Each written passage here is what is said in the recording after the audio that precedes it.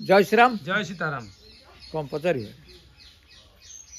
पचारिया कौन मो कह कथा सब बेले तो आज आम 1400 केते एपिसोड है 1500 ना केते है 1200 है जदि 1200 है आगू आमर अच्छी नवरात्र 29 तारिख रे आज पर्यंत कारी दर्शन नहीं किमी हम भी कारी इच्छा भी गोटे ना से प्रकार भी ना मत जहाँ लगुच तेणु 29 तारिख दिन किए आसो ता भी मु भी कन्फर्म नुह तेणु मैं गोटे छोटिया कहानी कह आज्ञा छोटिया कहानी कहीकि तत्व किसी कह कहानीटा कौन ना जड़े चोर से चोरी कर जीवन सारा चोरी कर जो चोरी कर कौन मठ बाड़ी आश्रम से जाए कि घरे गोटे देवी मूर्ति से पूजा कर अच्छी देवी मूर्ति पूजा कर चोर हेले भी तार भोगराग सब अर्थात से बाप तार से देवी मूर्ति माने पुओ को जो शेष बेला है पुओ डाकिला ता बापर मुझे दिया बेला है कि तते गोटे उपदेश दे तू केबे का आश्रम बा मठ बाड़ी की जीवु जमिति जमिति आमर माँ को पूजा करमिति पूजा करू किंतु आउ कहार की पूजा करू ना बा आश्रम जीवुनु आश्रम जीव ये कथा मानी थरे थरे से जन घर चोरी कर चोरी कर घर भर से लोक उठी पड़े तो घोघा है चोर चोर चोर ये दौड़ा सी भी गडेले सी दौड़ दौड़ी आस गोटे आश्रम भितर बुझे जो आश्रम भीतर पशिगला बाप मना कर आश्रम जीवुनी ना ये आश्रम भीतर पशिगला जदि आश्रम भीतर पशिगला से देखला मत तो बापा मना कर तेणु आंक कथा न शुणिले गला माने कान हाथ देगी बसला आखि बंद करला कान हाथ दे बसला किंतु जेते कान दे बा आखि बुझु किंतु पर कथा तो शुभ टिके बरपटे शुभ न टिके से कहले जे मठ बाबा कहता बापारे कली जुगे पढ़ू न क्या कथार कली जुगे किए ठाकुर कहे तुम क्या कथार पढ़ू न तू देखू जार छाई ना से हूँ ठाकुर जी चलुवे छाई पड़ू न से हूँ ठाकुर ठाकुर ये शुणी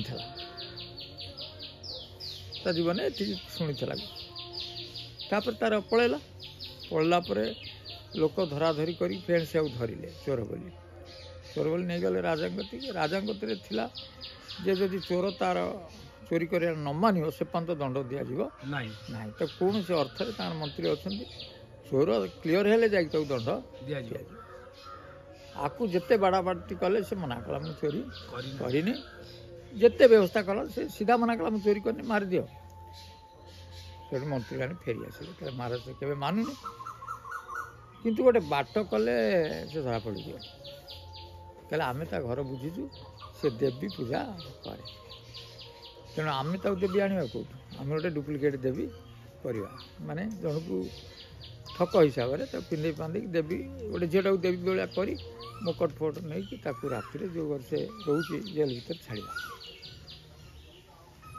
ये भी कले ठीक राति 12टा समय ये देवी जे डुप्लिकेट देवी सी कबाट ठक ठक कला खोलदेल माँ माँ पाद तले पड़गला माँ माँ तू ये विपद बेले मत साहब आई कहले हाँ मुझे साहब आसी तू गोटे कथा कह तू चोरी करचु ना नाई प्रश्न हूँ ये रही छकिकी ये तो देवी कतरे कह हाँ माँ ना ना तो पूजा करुच्ची से घरे कि बल्टा जलता है ना ना से जो कहला हाँ कही आस देखीदेला को छाई पड़ी गुरु कहते छाई पड़ोनी ठाकुर नुह से ये देखला छाईटा पड़ी से छटकिन चंचल रे मत तो बर्तमान ठके दे ठकी दे ना मुझे कहीदे था माँ आगे कि ये तो माँ नुह कारण छाई पड़ू तेणु से कह ना मु चोरी करी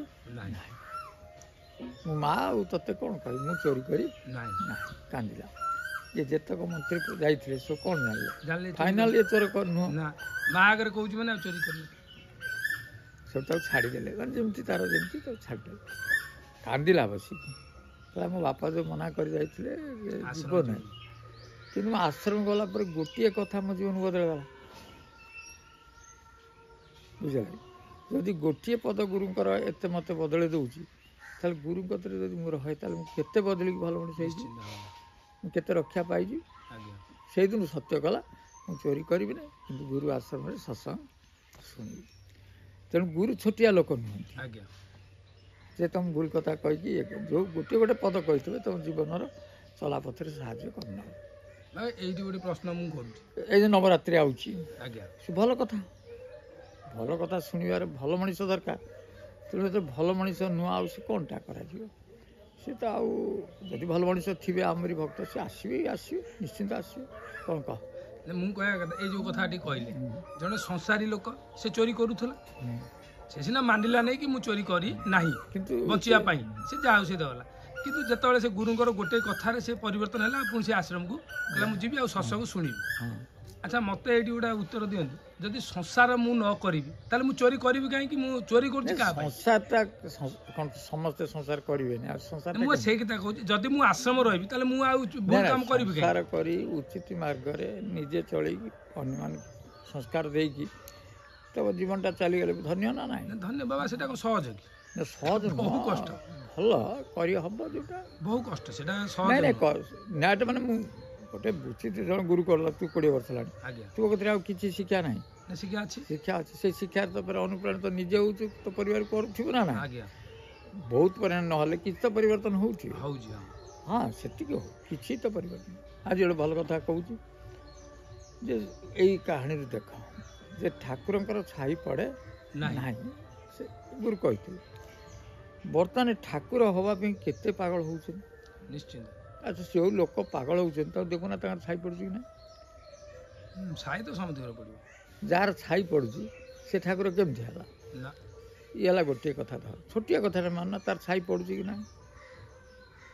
ତାହେଲେ ଦେଖିବ ତତ୍ତ୍ୱରେ ବୁଝେଇ ଦେଉଛି ସେ ଛାଇ କାହାକୁ କୁହନ୍ତି ନା ତ ଚନ୍ଦ୍ରକୁ ନେଇ ସୂର୍ଯ୍ୟ ଭର ସୂର୍ଯ୍ୟରେ ଜାଗି ହେତୁକର ହେଉଛି ଏଇଟା ସୂର୍ଯ୍ୟରେ ଜାଗି ହେତୁକର ଦେହକୁ ବୈରୀଟି ଛାଇ ଦେହକୁ ବୈରୀଟି ହେଲା ଶତ୍ରୁ ହେଲା ଛାଇ ଯେବେ ପାରିବୁ ଛାଇ ଖାଇ ତେବେ ତ କ'ଣ ଯେବେ ତୁ ପାରିବୁ ଛାଇ ଖାଇ ତେବେ ତ କ'ଣ ଜ୍ଞାନ ସିଦ୍ଧି ହୋଇ ଯେଉଁ ଜ୍ଞାନଟା ତୁମେ ଜାଣିଯିବ ତାହେଲେ ଆମେ ଯେତେବେଳେ ତ୍ରିକୁଟରେ ରହୁଛନ୍ତି ଇଏ ପବନ ଆମେ ଯଦି ଡାହାଣରେ ରହିବା ଡାହାଣରେ ଧର ପବନ ମୋର ଚାଲିଛି କିଛି ଅଂଶ ବାଁରେ ରହୁଛି ନା ନାହିଁ ରହୁଛି ଫେର ବାଁରେ ଚାଲେ କିଛି ଅଂଶ ଡାହାଣରେ ରହୁଛି ନା ନାହିଁ ଛାଇ ପଡ଼ୁଛି ନା ନାହିଁ କିନ୍ତୁ ଯଦି ଦୁଇଟାଙ୍କ ଇଏ ହେଇଗଲା ଆଉ ଛାଇ ଅଛି ତାହେଲେ ତ୍ରିକୁଟକୁ ସେ କହିଲେ ଯେ ଏଇ ତ୍ରିକୁଟ ଧାରଣ କରିଥିବା ଲୋକକୁ ଇଏ ଛାଇ ନଥାଏ ଅର୍ଥାତ୍ ନୁହଁ ଯେ ସେଠି ଚାଲିବା କଥା ପ୍ରକୃତରେ ଛାଇ ଏଠି ଥାଏ ଜ୍ଞାନରେ ଯିଏ ରହିଥାନ୍ତି ତାଙ୍କର ଛାଇ ନଥାଏ ବା ସୁଖ ଦୁଃଖ ଚନ୍ଦ୍ର ସୂର୍ଯ୍ୟ ନଥାଏ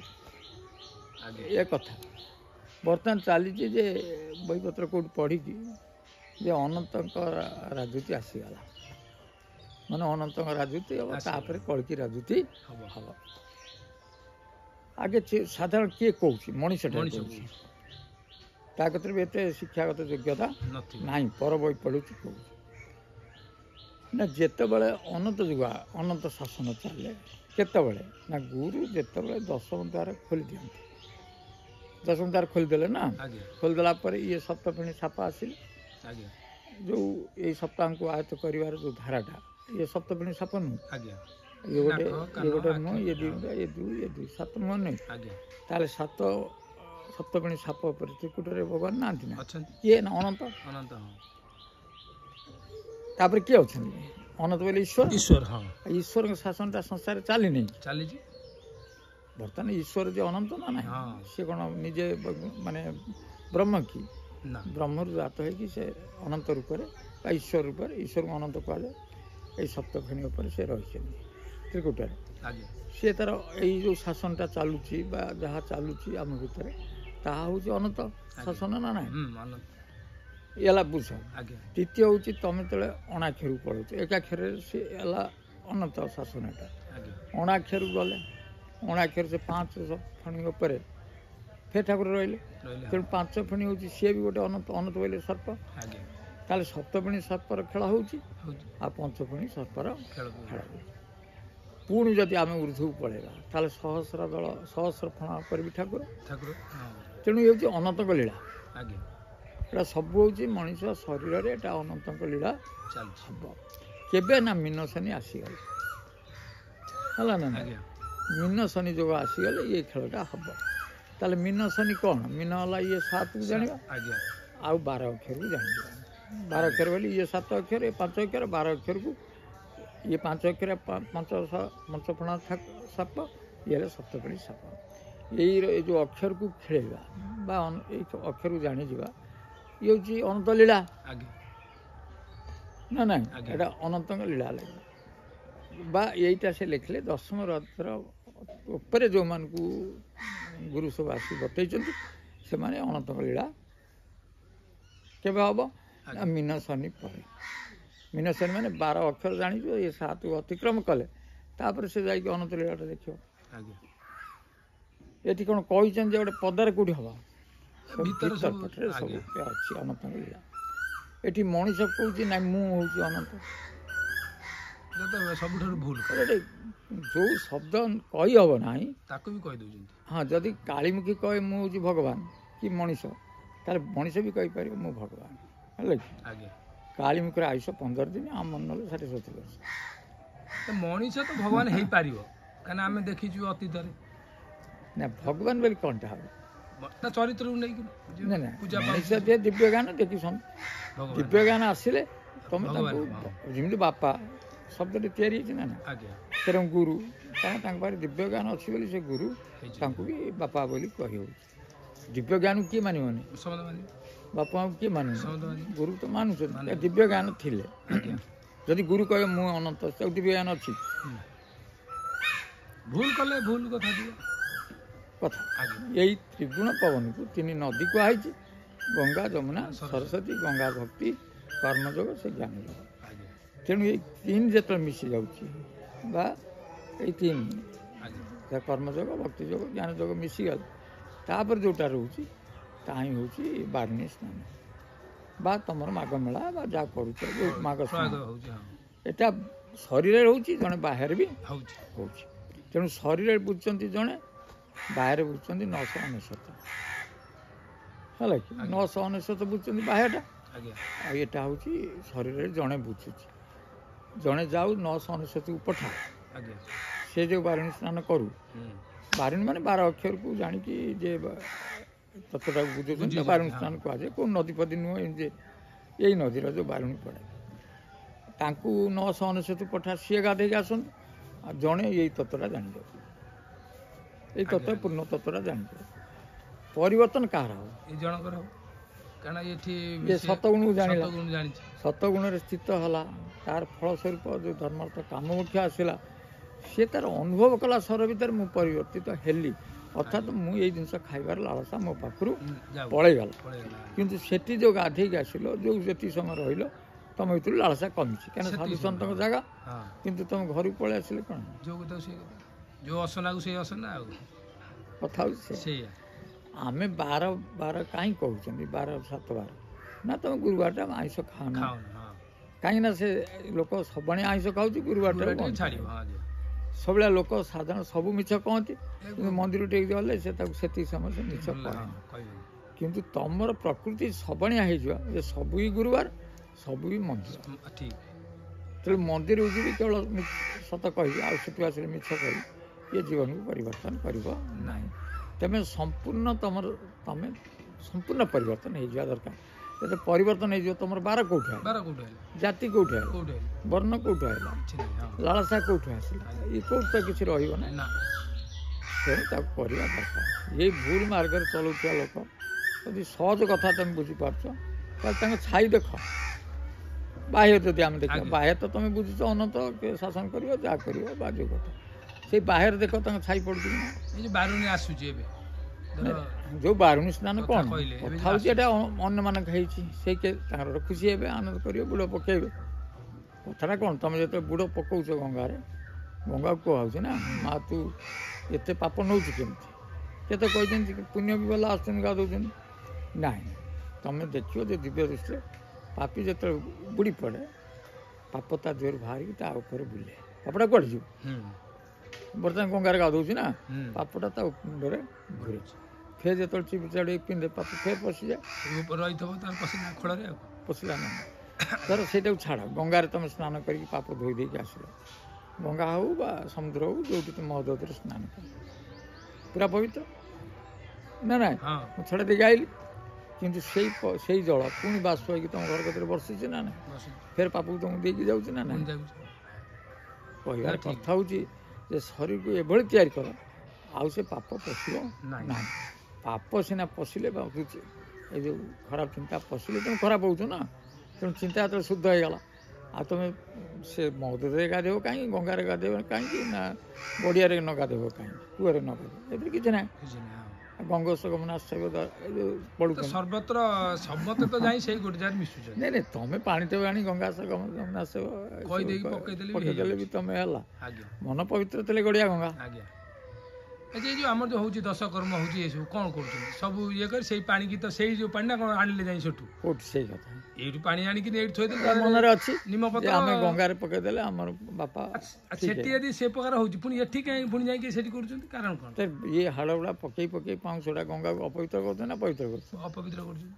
କଥା ତ ସେୟା, ମନରେ ଏଇଠି ଗଙ୍ଗା ଅଛି, ଏଇଠି ଯମୁନା ଅଛି, ସରସ୍ୱତୀ ଅଛି, ତମେ ଭକ୍ତିରେ ବାପାଙ୍କୁ ନେଇକି ଗଡ଼ିଆରେ ପକେଇଦ ନା, ତାଙ୍କ ଅସ୍ଥି ସେ ବି ଏକା କଥା ନା ନାହିଁ। ଆଚ୍ଛା, ସେଇ ଜିନିଷଟା ମନଟା ପୁଣି କାହିଁ ମାନେ ମାନୁନି କ'ଣ ପାଇଁ? ମାନେ ସେଇଟା ଯେତେବେଳେ ସ୍ଥିର ବୁଦ୍ଧି ଆସିଯିବ, ଚିନ୍ତାଟା ସ୍ଥିର ହେଇଯିବ, ଗୁରୁଙ୍କ କଥାରେ ସେ ନିଜେ ସ୍ଥିତ ହେଇଯିବ, ସେତେବେଳେ ତାର ଆସିବ ନା।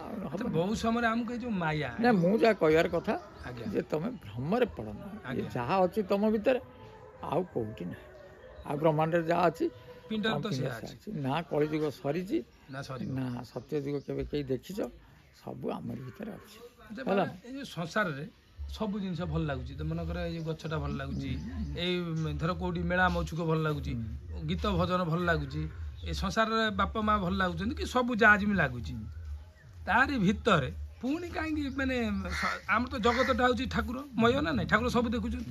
ଧର ମୁଁ ଆଶ୍ରମକୁ ଆସିବି, ମୁଁ ଗୁରୁଙ୍କ ସାନ୍ନିଧ୍ୟ ଲାଭ କଲି କି ଗୁରୁଙ୍କ କଥା ମାନିଲି, ପୁଣି ଯଦି ଆମର ଭାଇ ଭିତରେ ଘରେ ଯେଉଁ ଆମେ ଯେଉଁ ଡିଷ୍ଟର୍ବାନ୍ସଟା ହେଉଛି, ପୁଣି ସେ ଗୁରୁଙ୍କ ପାଇଁ ସେ ପ୍ରାଧାନ୍ୟଟା ଯିବ ନା କାହା ପାଇଁ ଯିବ? ନାଇଁ ନାଇଁ, କଥା ଗୁରୁ ତ ଗାଳି ଦେବେ, ଗୁରୁ ଗାଳି ଦିଅନ୍ତୁ, ଗୁରୁ କହିବେ ଯେ ଗୁରୁ ଭଲ ନୁହଁ, ଏ କଥା ତ ନାଇଁ ସିଏ କଥା କହୁନି। ମୋ କହିବା କଥା ଯଦି ଆମେ ସଂସାର ଆମ ସବୁ ଜିନିଷ ଭଲ ଲାଗୁଛି, ସଂସାର ଭିତରେ ଆମେ ଅଛୁ, ଆଚ୍ଛା ଆମେ ଭାଇ ଯଦି ଆଜି ଅପଡ଼ ହେଉଛୁ, ଘରେ ଘରେ ଭିନ୍ନ ହେଉଛି, ଆଜି ଗୋଟେ କଳି ଯୁଗରେ କହୁନାହାନ୍ତି କିଏ ଭଲରେ ଅଛି? ଭାଇ ସାଙ୍ଗରେ ଅପଡ଼, ବାପା ମା ସାଙ୍ଗରେ ଅପଡ଼, ସ୍ୱାମୀ ସ୍ତ୍ରୀ ସାଙ୍ଗରେ ଅପଡ଼, ଝିଅ ବାପ ସାଙ୍ଗରେ ଅପଡ଼। ଆଚ୍ଛା, ଏଇ ଯେଉଁ ସିଷ୍ଟମ ଗୁଡ଼ା ସେ ସବୁ ଯଦି ଆମେ ଦୀକ୍ଷା ନେଇଛୁ ତାହେଲେ ଗୁରୁଙ୍କ ପାଇଁ ଯିବ। ପ୍ରଥମରେ ଗୋଟିଏ ଶବ୍ଦ କହିଛି ରାମାୟଣରେ, ଯେତେବେଳେ ଘରୁ ବୈରାଗ୍ୟ କମିଯାଏ, ମାନେ ଲୋଭ ସୃଷ୍ଟି ହେଇଯାଏ, କାମନା ସୃଷ୍ଟି ହେଇଯାଏ, ସେତେବେଳେ ଘରେ ହବ। କିନ୍ତୁ ସେଠି ରାମାୟଣ କ'ଣ ଦେଖିଲା? ସେଠି ଲୋଭ ନାହିଁ ନା କାମନା ନାହିଁ। ତମେ ତ ଘରେ ବୋଇଲେ 5 ଏକର 3 ଏକର ଜମିକି ବା ବାଣ୍ଟ କରିବା ପାଇଁ ଇଏ ଝଗଡ଼ା ହେଉଛି ବା କ'ଣଟା ଧନ, ସେଠି ରାମକୁ ସିଂହାସନ ଦେଉଛନ୍ତି, ରାଜ୍ୟ ଅଯୋଧ୍ୟା ରାଜ୍ୟ, ସେ ମନା କଲେ, ଭରତକୁ ଦେଲା ବେଳକୁ ମନା କଲେ, ସେ ସବୁ ନା କହିଲେ ନା ହଁ ନା କହିକି ରାମାୟଣ ହେଇଛି।